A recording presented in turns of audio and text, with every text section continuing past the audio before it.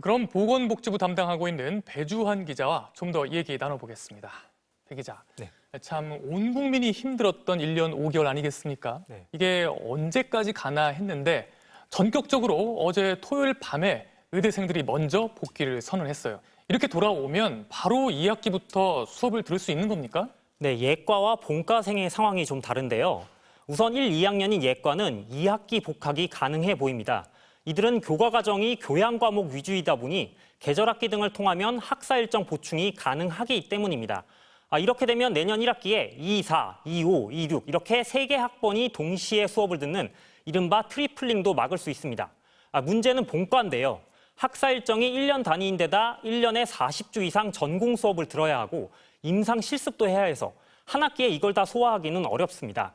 결국 이들을 유급시키지 않으려면 학사 유연화 외에 뚜렷한 방법은 없습니다.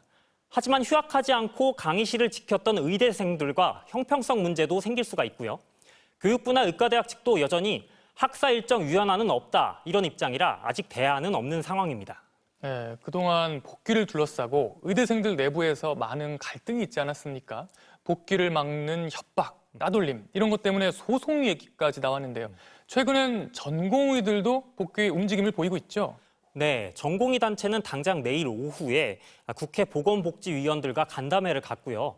오는 19일에는 총회를 열어서 복귀 시 정부에 요구할 구체적인 안을 정할 예정입니다. 전공의들이 어떤 특혜를 요구할지 또 정부가 받아들일 만한 것인지가 일단 중요할 겁니다. 그런데 대화가 잘 돼서 이 요구들이 받아들여져도 실제로 얼마나 수련에 복귀할지는 의문입니다.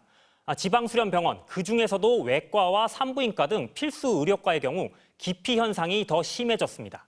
정부의 필수 의료 정책 패키지에 대해 처우는 개선하지 않고 정원만 늘리는 방식으로는 문제가 해결되지 않는다면서 반감이 크기 때문인데요. 실제로 이달 초에 전공의 단체의 설문조사에서 아예 수련을 재개할 생각이 없다고 답했던 전공의 중에 71.1%가 필수 의료 전공의였습니다.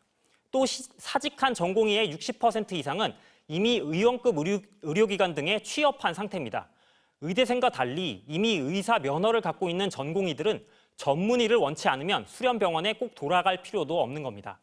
다만 대다수의 전공의들이 수련을 포기할 경우 향후 몇 년 동안 전문의 숫자가 크게 줄어들어서 의료계 공백이 불가피할 것으로 우려됩니다. 네, 배주환 기자 잘 들었습니다.